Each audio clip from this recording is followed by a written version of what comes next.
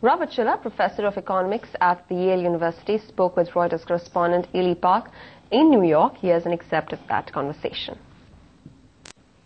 Housing prices did show a rebound from the crisis lows, but the tax incentives have expired and foreclosure rates are increasing.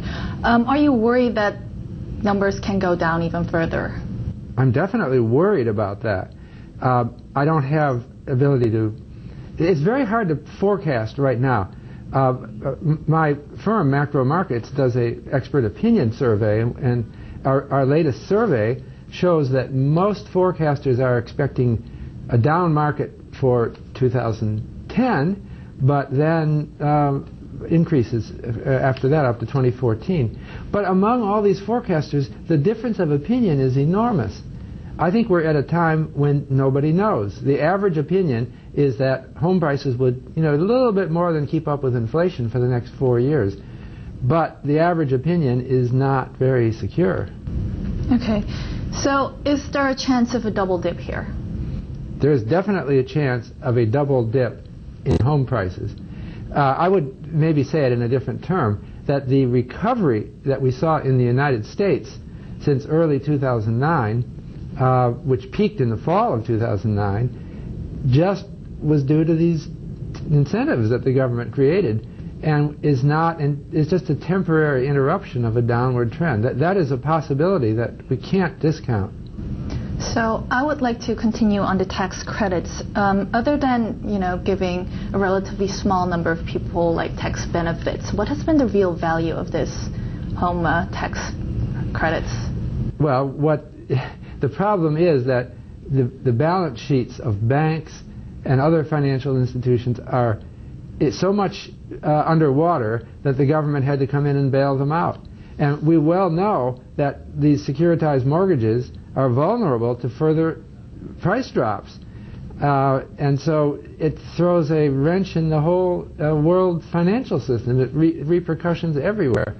The central banks, the governments of the world didn't want to let that happen because they feared that it really would have brought on a Great Depression. So what needs to happen for the U.S. housing numbers to show a boost? There are so many things that might cause it to go up. Notably, there could be more government support. In the United States, we have Fannie Mae and Freddie Mac who are continuing to look weaker and weaker. They're under government conservatorship. That's one thing on the agenda for the next year, is to figure out what do we do with them.